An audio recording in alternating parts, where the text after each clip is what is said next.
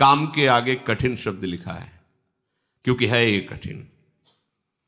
जैसे जैसे आप भगवत मार्ग में आगे बढ़ेंगे तो हो सकता है आप और इंद्रियों को शासन में लेने की चेष्टा करें। हो सकती भी इंद्रिया और शासन में, आप देखना न चाहें, सुनना न चाहें, बोलना न चाहें, चखना न चाहें, पर भक्ति का परम विरोधी शत्रु ये काम बख्शने वाला नहीं। ये बहुत भयानक शत्रु है काम, जनेन्द्रिय जन्य संयोग जन्य काम। प्रायः मार के गिरा देता है, आगे नहीं बढ़ने देता। ये काम शत्रु ऐसा है, सबसे बड़ा भयंकर ये राक्षस है। ये इतना खाता है फिर भी कभी अघाता नहीं, अर्थात चाहे जितना भोग लो कभी तृप्ति होने वाली ही नहीं है। भगवान ने इससे बहुत बड़ा वैरी कहा है गीता जी में, और अर्जुन से कहा मार इस दुश्मन को, मार सबसे पहले इस काम को गिरा। अब आप विचार करके देखो, यदि आप अपने हाथ से ही, अपनी वासना से, अपनी कामना से, अपनी चेष्टा से इस काम का स्वागत करते हैं तो आपकी कहां स्थिति होगी।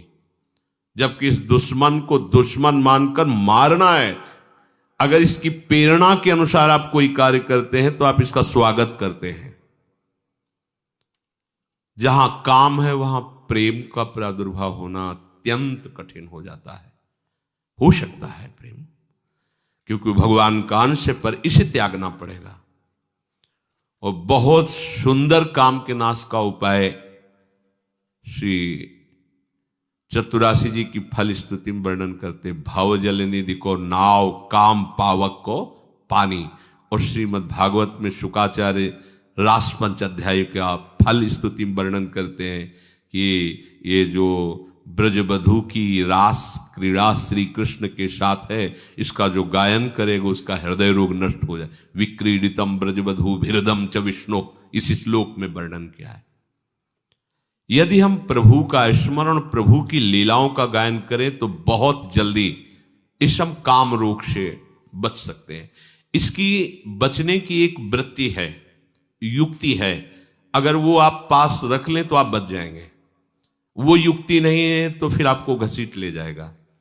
ये अनुभव की बात कह रहे हैं।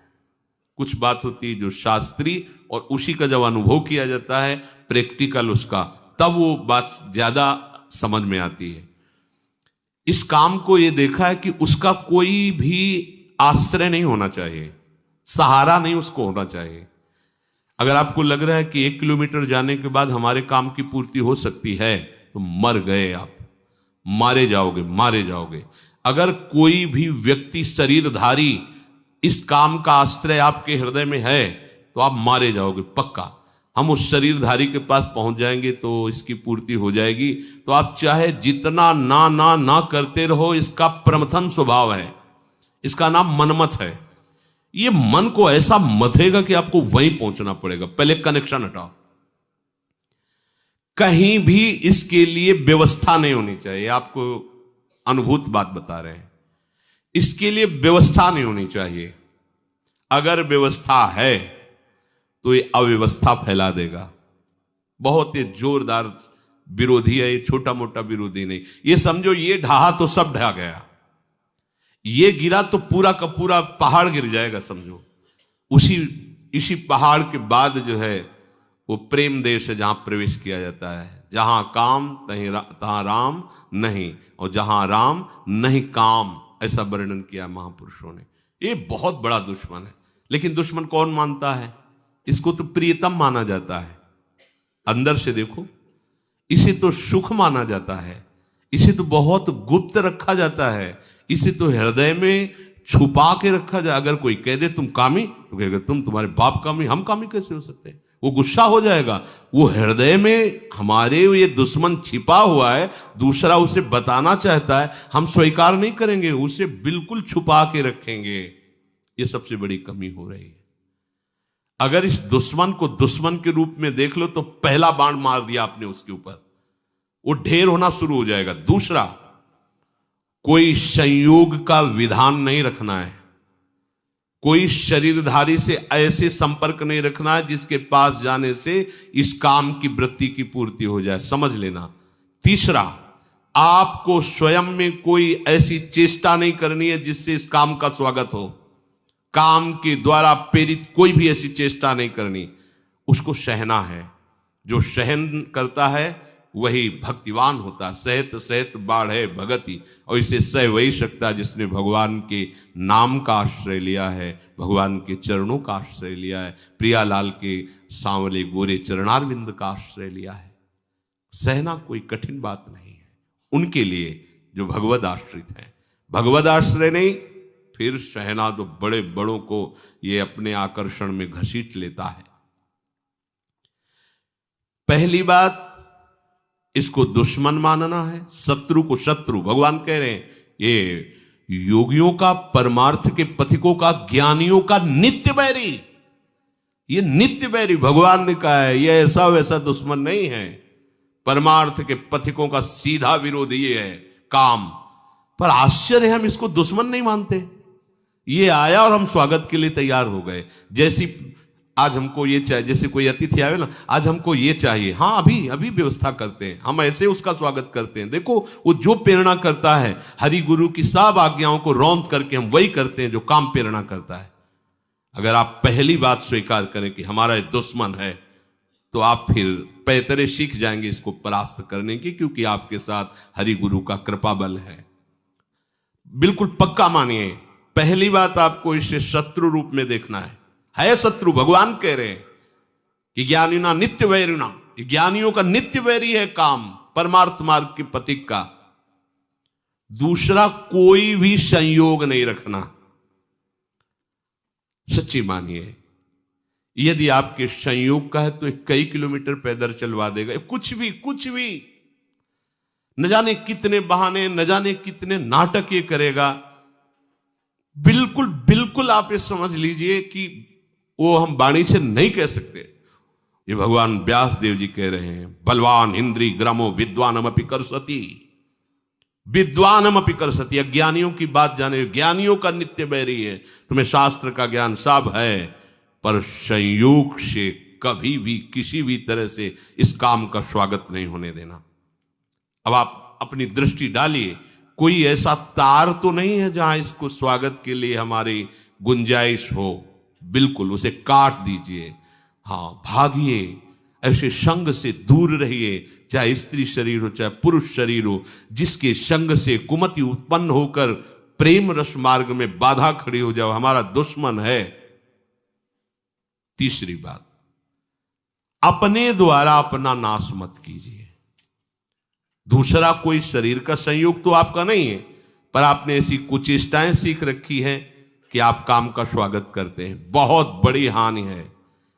स्वप्न में भी तुम्हें परमानंद का अनुभव कैसे हो सकता है जब तुम ऐसे गंदे काम करते हो। जिस आसन पे तुम लेटते हो उसी में भजन करना है, रात दिन उसी में सुमिरन करना है, तुम अपने आसन को गंदा कर रहे हो। ऐसे परम पावन धाम में रह रहे हो, कैसी चेष्टा कर रहे हो। ये सब ध्यान से सुनो। ये सावधानी, ऐसी सावधानी जहां किंचन मात्र इसको कोई गुंजाइश नहीं मिलनी चाहिए काम को। चौथी बात, ऐसा कोई दृश्य देखने की चेष्टा मत करो जिससे इसका स्वागत हो। अगर कहीं ऐसी बाह चलते फिरते दृष्टि पड़ जाए पशु पक्षी पर भी, तो प्रिया प्रीतम का भाव करके प्रणाम करो, आगे बढ़ो। चिद चिद लक्षणम सर्वम राधा कृष्णमेम जगत। दोबारा दृष्टि नहीं जानी चाहिए। किसी माता बहन पर कहीं कोई ऐसी दृष्टि जाए, मानसिक प्रणाम करो, हट जाओ। जो चाहे आपन कल्याणा, सुजस सुमति शुभ गति शुभ नाना, सो परनार लीलार गोसाई, तजौ चौथ के चंद किनाई। यदि आप काम पर विजय प्राप्त करना चाहते हैं तो विरोधी भाव जहां से प्रकट होते हैं, ऐसे शरीरों के दर्शन करने से बचिए, सावधान रहिए। मति गति सब भ्रष्ट हो जाएगी। केवल काम की ही एक ऐसी वृत्ति है जो सर्वनाश कर देती है। क्योंकि काम की पूर्ति ना होने पर क्रोध आता है, काम की पूर्ति होने पर लोभ आता है। जैसे जैसे कामनाओं में बहते जाओगे तुम्हारी मोह ममता बढ़ती जाएगी, अहंकार, सारे की सारी जड़ है ये काम। इसीलिए कठिन शब्द लगा है। कठिन काम वासना पाप का करके पूरी तरह विनाश। सच्ची मानिए, ये मन बहुत हमारा बेईमान है, ठग है। ये इनसे मिला हुआ है, विपक्ष से मिला हुआ है। हम भजन में रुचि प्रकट कराने के लिए जब इस मन को बैठालते हैं कि नाम जप कर, मंत्र जप कर, तो ये थोड़ा सहयोग देकर फिर हमसे अपना सहयोग मांगता है। थोड़ी देर ये मनोरंजन तो कर लेते हैं, थोड़ी देर ये काम तो कर लेते हैं, थोड़ी देर ऐसा, बस इसकी इस बात को, सलाह को मत मानना, ये ठगों से मिला हुआ है, लुटवा देगा, पूरा का पूरा लुटवा देगा, विश्वास कीजिए। फिर आगे चलकर एक ऐसी स्थिति आती है जिसमें काम का स्फुरण होता है। ऐसे स्फुरण हुआ, शांत हो गया, क्योंकि उसके लिए कोई भी बढ़ावे वाली वस्तु नहीं रह गई, न स्वयं में क्रिया है, न कोई संयोग का विधान है। तो ऐसे स्फुरण हुआ, खान पान या किसी जरा सा क्रम बिगड़ गया, ऐसे स्फुरण हुआ, फिर शांत। फिर जब आनंद की अंदर स्फूर्ति होती है, ये रह ही नहीं जाता है। फिर जब भाव प्रकट होता है तो आसपास विषय बिछा हुआ हो तो भी जैसे भुने हुए चने में कहीं अंकुरण नहीं हो सकता, दिखाई चना वैसा ही देगा आपको, वैसी आकृति वैसा, पर उसे कितना भी खाद पानी लगा दो नहीं, ऐसे ही नहीं। स्वात्मा रामम विषय मृग तृष्णाम भ्रमयति, जो आत्मस्वरूप प्रभु का साक्षात्कार किए हुए उसमें काम वासना का उदय ही नहीं होता है। ऊसर बरसई तृण नहीं जामा, संत हृदय जिमि उपज न कामा।